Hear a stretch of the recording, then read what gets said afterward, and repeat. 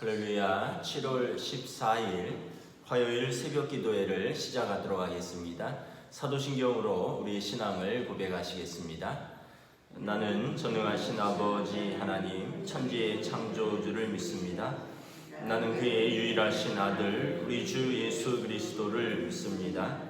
그는 성령으로 잉태되어 동정녀 마리아에게서 나시고 본디오 빌라도에게 고난을 받아 십자가에 못 박혀 죽으시고 장사된 지 사흘 만에 죽은 자 가운데서 다시 살아나셨으며 하늘에 오르시어 전능하신 아버지 하나님 우편에 앉아 계시다가 거기로부터 살아있는 자와 죽은 자를 심판하러 오십니다. 나는 성령을 믿으며 거룩한 공교회와 성도의 교제와 죄를 용서받는 것과 몸의 부활과 영생을 믿습니다. 아멘. 찬송가 15장 찬양하시겠습니다. 찬송가 15장입니다.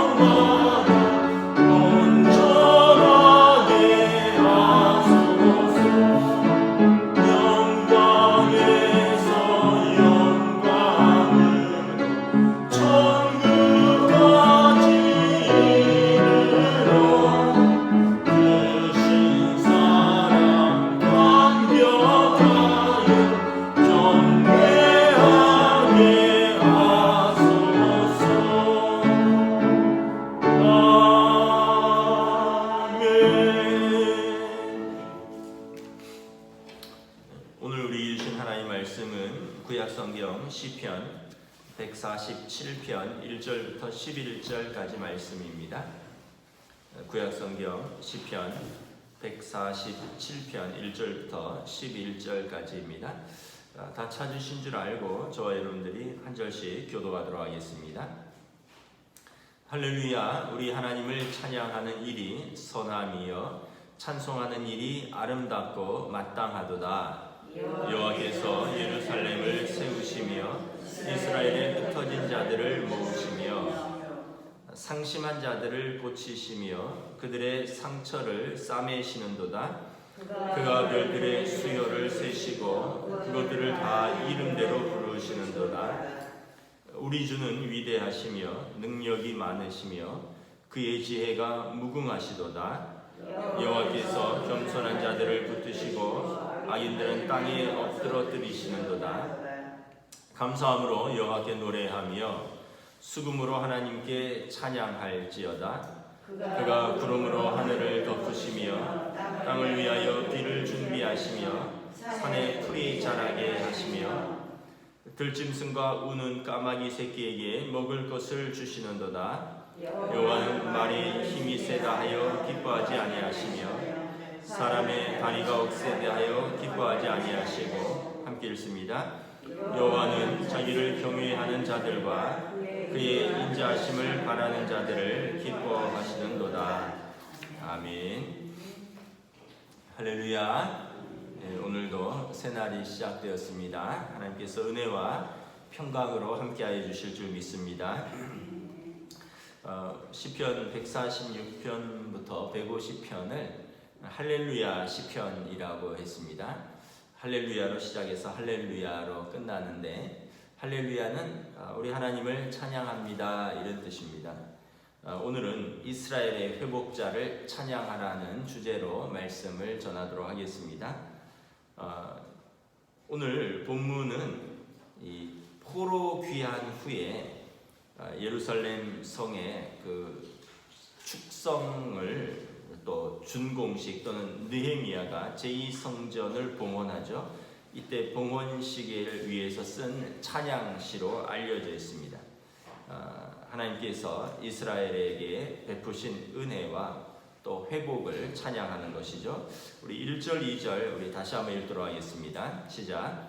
할렐루야. 우리 하나님을 찬양하는 일이 선함이요 찬송하는 일이 아름답고 마땅하도다. 여호와께서 예루살렘을 세우시며 이스라엘의 흩어진 자들을 모으시며. 하나님께서 예루살렘을 세우시고 이스라엘의 흩어진 자들을 모으셨다. 그러므로 1절에 보면 하나님을 찬양하는 일이 선하고 아름답고 마땅하다라고 고백을 합니다.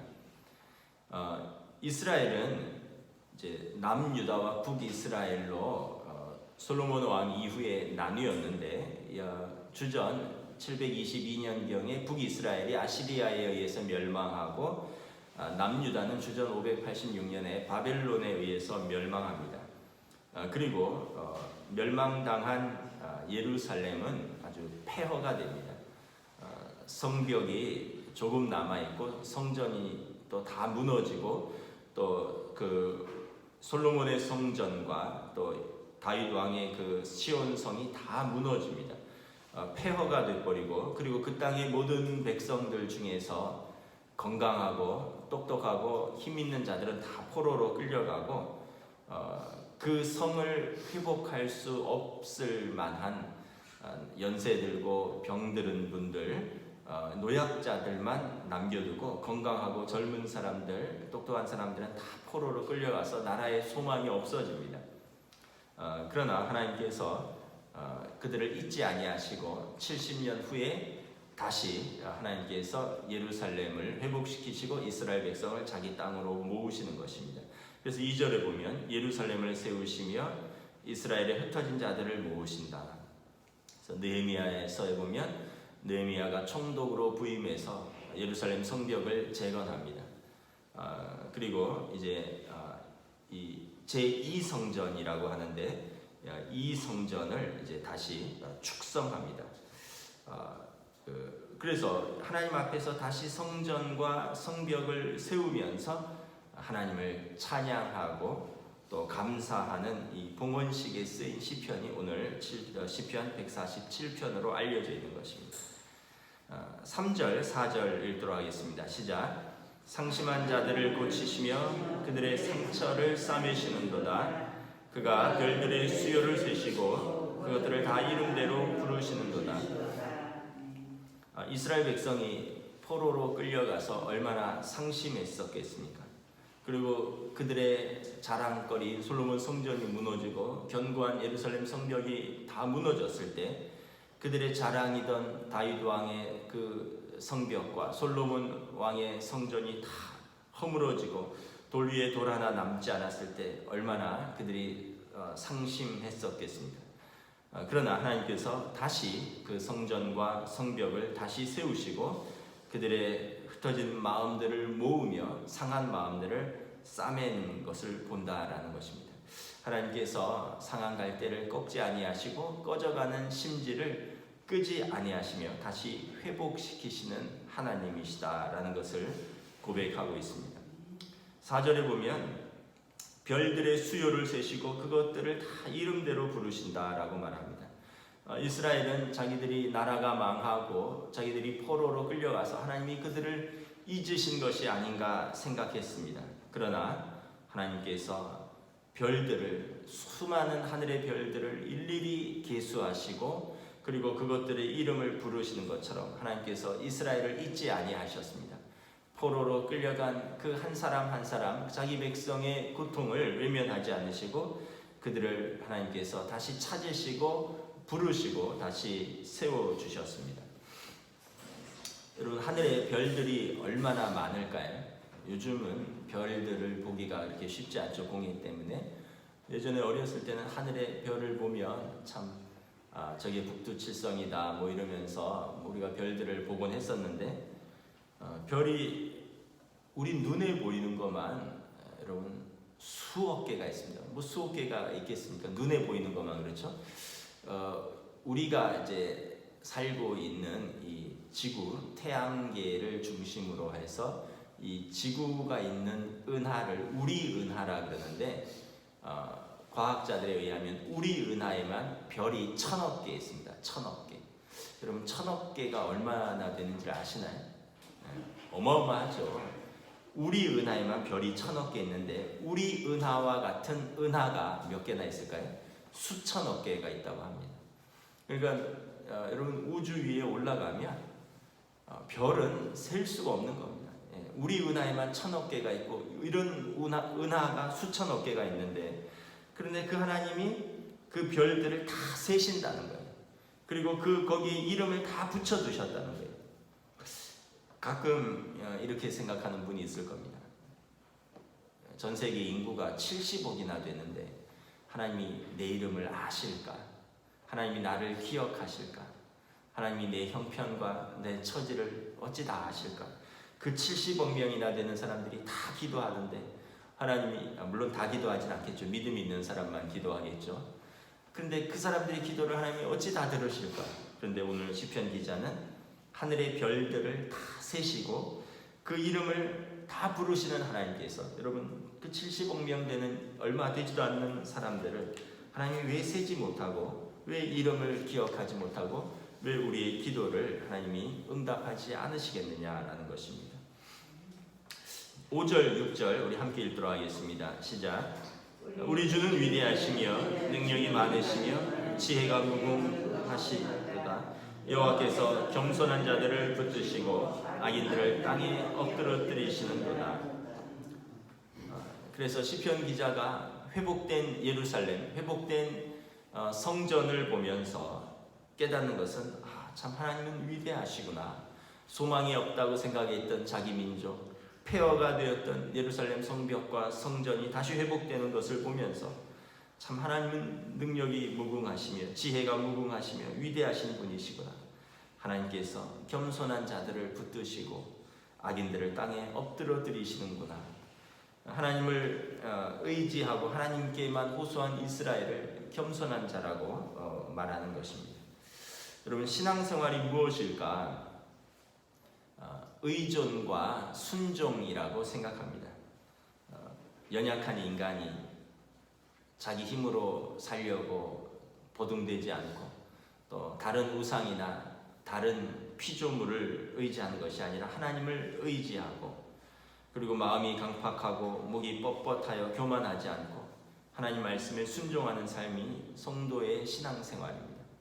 신앙생활은 혼자서 애쓰는 것이 아니라 하나님께 맡기는 겁니다. 하나님께 맡기고 하나님께서 하신 그 말씀의 길을 따라가는 것입니다. 의존과 순종이 신앙생활입니다. 위대하고 능력과 지혜가 무궁하신 하나님께서는 겸손한 자들을 붙드시고 교만한 자들, 악인들을 꺾으신다라는 것입니다. 자, 이제 7편부터 이제 11절까지 그러므로 이스라엘의 하나님을 경외하는 것이 마땅하다라고 다시 고백합니다. 우리 7절 한번 읽도록 하겠습니다. 시작. 감사함으로 여호와께 노래하며 수금으로 하나님께 찬양할지어다. 그러므로 이스라엘은 하나님께 감사하고 또 모든 악기로 하나님을 찬양하는 것이 마땅하다는 것입니다. 8절부터 9절에 하나님의 그 귀한 능력과 섭리를 다시 한번 찬양합니다. 8절 9절 함께 읽습니다. 시작. 그가 구름으로 하늘을 덮으시며 땅을 위하여 비를 준비하시며 산에 풀이 자라게 하시며 들짐승과 우는 까마귀 새끼에게 먹을 것을 주시는도다. 8절에 보면 하나님께서 이 창조의 하나님이시고 그 귀한 능력을 찬양합니다. 해와 달과 무수한 별들을 창조하시고 구름과 비를 내려서 산에 초목이 자라게 하십니다. 제가 화분을 좀 가꾸잖아요. 언젠가 한 번은 겨울에 가지치기를 다 했습니다. 수국을 다 잘라버렸어요. 그런데 여러분 교회 입구에 들어오시다 보면 그 수국이 무성하게 자란 거 보셨죠? 진짜 저는 놀랍습니다. 그 땅에 흙을 바꿔준 적도 없고 그냥 물만 준 거거든요. 비 오면 좀 내놓고. 근데 제가 한 게 아무것도 없는데 그 땅에 회복력이 있고 그 말라 빠지고 다 잘라버린 그 가지에서 생명력이 돋아나는 것입니다. 그래서 오늘도 새벽에 오실 때 그 깻잎같이 무성한 그 수국의 그 이파리들과 또 탐스러운 수국을 보셨을 것입니다. 이것을 인간이 그렇게 정교하게 만들려고 하고 또 인간이 어떻게 그렇게 빚을 수가 있겠습니까? 다 하나님이 하시는 것이죠. 오늘 본문에 보면 구름으로 하늘을 덮으시고 땅을 위하여 비를 준비하시고 그래서 산에 풀이 자라게 하신다. 여러분 우리가 구름과 비를 어찌 만들 수 있겠습니까? 언젠가 중국에서 그 황사와 또 대기 중에 그 공기 오염이 너무 심해서 인공 강우를 만들어서 이제 비를 좀 내려서 그 공기 중에 있는 황사랑 이 먼지들을 좀 가라앉히는 그런 실험을 했다라고 한 보도를 본 적이 있습니다. 그런데 그 한나절 비를 내리게 하는데 돈이 어마어마하게 들었습니다. 그래서 비 한나절 내리게 하고 이제 공기를 조금 깨끗하게 하는 거죠. 그렇다고 여러분 공기가 완전히 깨끗해집니까? 또 한 며칠만 지나면 다시 공장이 가동되고 자동차는 다니고 다시 그대로 되는 거죠. 여러분 그럴 때마다 그 어마어마한 돈을 들여서 우리가 비를 내리게 할 수 있겠습니까? 여러분 마치 우리가 하나님이 해를 만들어서 우리에게 에너지를 공급하지 않고 하나님께서 비를 만들어서 우리에게 물을 주시지 않고 하나님께서 공기를 통해서 우리에게 숨을 쉬도록 은혜를 베풀지 않으면 우리가 살려고 오늘도 인공 해를 띄우고 인공 구름을 만들어서 비를 내리고 우리가 산소를 만들어서 우리가 돈을 주고 쉬어야 한다면 우리 삶이 얼마나 힘들겠습니까? 여러분 돈 없는 사람은 살 수가 있겠습니까? 해나 쬐고 비나 맞고 숨이나 제대로 쉴 수 있겠습니까? 그러나 이 하나님께서 이 모든 것을 다 지으시고 우리에게 공짜로 은혜로 주셨다는 것입니다. 9절에 보면 섭리의 하나님의 놀라운 통치를 찬양합니다. 들짐승과 까마귀 새끼가 울면 어떻게 합니까? 그 어미가 부지런히 움직여서 양식을 공급합니다. 하나님께서 사람을 만들어 놓고 그냥 버려두지 아니하시고 이 들짐승과 까마귀 새끼도 자기 새끼를 이렇게 양식을 공급하듯이 하나님께서 이 땅의 모든 피조물들에게 양식을 공급합니다. 특별히 인간에게는 이 모든 피조 세계를 우리의 양식으로 공급하셨습니다. 선하신 아버지께서 우리에게 가장 좋은 것으로 우리 삶을 공급하시고 인도하신다는 것입니다. 새벽 기도가 끝나면 저희 집사람은 뭘 하겠습니까? 올라가서 새 아이의 양식을 준비하는 것입니다. 아이들은 자고 있고 깨워서 씻기고 새 아이 학교 갈 준비해서 양식을 공급하는 것. 이것은 부모가 마땅히 해야 될 뿐만 아니라 부모가 기쁨으로 하는 것입니다. 하나님께서 우리를 공급하시고 우리를 먹이고 우리를 입히시는 것을 하나님께서 기쁨으로 하신다는 것입니다. 들짐승과 까마귀 새끼를 먹이시고 입히시는 하나님이 왜 우리를 그렇게 하지 않으시겠느냐라는 것입니다. 10절부터 11절 봉독하도록 하겠습니다. 시작. 여호와는 말에 힘이 세다 하여 기뻐하지 아니하시며 사람의 다리가 억세다 하여 기뻐하지 아니하시고 여호와는 자기를 경외하는 자들과 그의 인자심을 바라는 자들을 기뻐하시는도다. 10절에 보면 사람들은 말에 힘이 센 것을 자랑하고 기뻐합니다. 사람의 다리가 억세고 힘이 센 것을 기뻐합니다. 말에 힘이 세다라는 것은 그 군사력을 말하는 것입니다. 그 당시 군왕들은 많은 말과 병거와 군마를 가진 것을 자랑으로 여겼습니다. 사람의 다리가 억세다라는 것은 젊음, 힘과 능력을 상징합니다. 여러분 연세 드시면 제일 먼저 다리부터 연약해지죠. 근육이 빠지고 다리가 홀쭉해지고 걷는데 힘듭니다. 그래서 사람이나 말이나 이렇게 힘이 세고 억세다라는 것은 우리가 능력이 있다는 얘기입니다. 우리가 힘있고 능력있고 부하고 이것을 자랑한다는 것입니다. 사람들은 이것을 부러워하고 칭송합니다. 그리고 이러한 능력이 없는 나약한 자신을 한스러워합니다.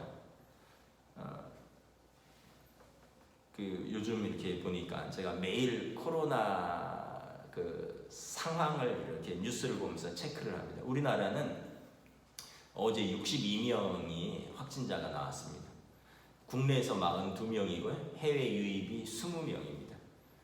그런데 이걸 국가가 다 관리를 합니다. 다 추적하고 또 격리하고 치료하고.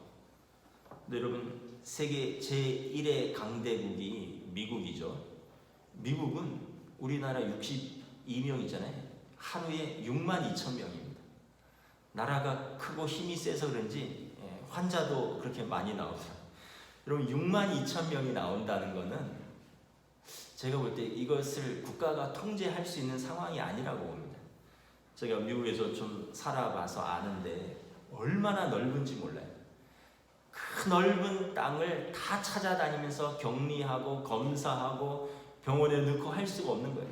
그러니까 제가 볼 때는 이 큰 제일 강하고 부한 나라가 이걸 어떻게 감당할까? 거기 살 때는 이런 나라에서 살았으면 좋겠다. 이렇게 자연이 넓고 좋고 부자인 나라에서 살았으면 좋겠다. 이런 마음이 들고 그래서 거기 시민권 있는 사람들은 부러워하는데 요즘 보면 거기 살다가는 언제 죽을지도 모르겠다. 이런 생각도 듭니다.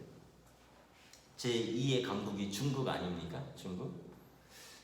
제가 최근에 이제 중국 국적을 가진 분하고 이렇게 이야기를 하다 들었는데 중국 사람들도 중국 공안을 아직도 두려워한다고 합니다. 자기 나라 경찰을 두려워하는 거예요. 왜냐하면 국가가 모든 걸 통제하고 그래서 국민이 국가를 두려워합니다. 여러분 우리가 두려워하는 세상에서 살지는 않잖아요. 지금 과거에는 군사 정권도 있고 그래서 두려워함도 있었지만 지금은 여러분 어떻습니까? 대통령도 비판하고 여러분 우리가 얼마나 자유로운 나라에서 살고 있습니다. 그러니까 우리가 생각할 때 저 나라 말이 힘이 세다, 저 나라는 부강하다, 저 나라 부유하다, 저 나라 넓다, 이걸 이렇게 자랑하고 이걸 부러워하는 것 같지만 어느 순간 보면 그 능력 있는 사람들이 한순간 무너지고 그렇게 능력 있는 나라들이 통제가 안 되고 두려워하는 속에서 살고 있고 결국 여러분 하나님께서는 우리의 이런 조건이 아니라 우리가 하나님을 의지하는가, 우리의 신앙의 중심을 보신다는 겁니다. 사람들은 이런 외부적인 조건을 가지고 부러워하고 자랑하고 기뻐하는데 하나님은 그렇지 않고 하나님이 기뻐하시는 사람들은 어떤 사람들인가? 11절입니다. 시작. 여호와는 자기를 경외하는 자들과 그의 인자하심을 바라는 자들을 기뻐하는도다. 하나님은 하나님을 경외하는 사람들을 기뻐하십니다. 하나님의 인자하심, 하나님의 헤세드라 그러는데 하나님의 신실하심, 그 신실하신 하나님을 의지하는 자들을 기뻐하십니다. 여러분 어린 아이가 자기 힘으로 살겠다라고 하고 나가면 얼마나 세상이 위험합니까? 어린아이는 부모를 의지해야 되는 것입니다. 마찬가지로 우리는 연약하기도 하고 또 우리는 죄 가운데 사는 사람들입니다. 우리 힘으로 사는 것이 아니라 우리는 하나님 아버지를 의지하고 사는 사람들입니다. 그럴 때 하나님께서 우리를 기뻐하시고 우리를 신실하게 인도하신다. 시편 기자가 오늘 이것을 고백하는 것입니다. 저와 여러분들이 또 이러한 고백과 이러한 감사와 이러한 찬양으로 오늘 하루를 살아가시기를 주님의 이름으로 축복합니다. 아멘. 기도하겠습니다. 하나님 감사합니다. 파괴된 예루살렘을 다시 세우고 포로로 흩어진 이스라엘 백성을 잊지 아니하시고 모으시는 하나님께서 상심한 자들을 고치시고 그들의 상처를 싸매시는 하나님께서 오늘도 또 우리 한 사람 한 사람 또 이 땅의 모든 한 사람 한 사람들을 기억하시고 특별히 하나님을 의지하고 또 하나님께 순종하고 하나님을 경외하는 자들을 하나님께서 기뻐하신다라고 말씀하십니다. 하나님께서 나의 이름을 알까? 하나님께서 나의 처지와 상황을 알까? 하나님께서 나에게 관심이 있으실까? 때로 우리가 이러한 생각이 들 때도 있고 세상에서 강한 자들, 세상에서 부한 자들, 세상에서 능력 있는 자들을 부러워하고 그러한 힘과 부와 능력이 없는 자신을 한스러워하지만 그러나 오늘 말씀에 보면 하나님께서는 이러한 외부적인 조건을 기뻐하지 아니하시고 연약하여 하나님밖에 의지할 수밖에 없는 성도들, 부족하여 하나님을 붙들 수밖에 없는 사람들, 그 사람들을 하나님이 기뻐하시고 신실하게 돌보신다라고 말씀을 하십니다. 그러므로 오늘도 우리가 믿음으로 다시 힘을 내어 하나님께 감사하며 살아갈 수 있기를 원합니다. 우리들의 삶의 자리, 우리들의 가정에서 또 일터에서 우리들의 또 나라에서 특별히 하나님 앞에 기도와 간구로 기도의 제목을 갖고 있는 우리 사랑하는 성도들이 오늘도 하나님을 의지하고 순종하며 하나님께 기도함으로 나아가는 복된 하루로 인도하여 주시옵소서. 감사를 드리오며 우리 주 예수 그리스도의 이름으로 기도드리옵나이다. 아멘. 하늘에 계신 우리 아버지, 아버지의 이름을 거룩하게 하시며 아버지의 나라가 오게 하시며 아버지의 뜻이 하늘에서와 같이 땅에서도 이루어지게 하소서. 오늘 우리에게 용할 양식을 주시고 우리가 우리에게 잘못한 사람을 용서하여 준 것 같이 우리 죄를 용서하여 주시고 우리를 시험에 빠지지 않게 하시고 악에서 구하소서. 나라와 권능과 영광이 영원히 아버지의 것입니다. 아멘.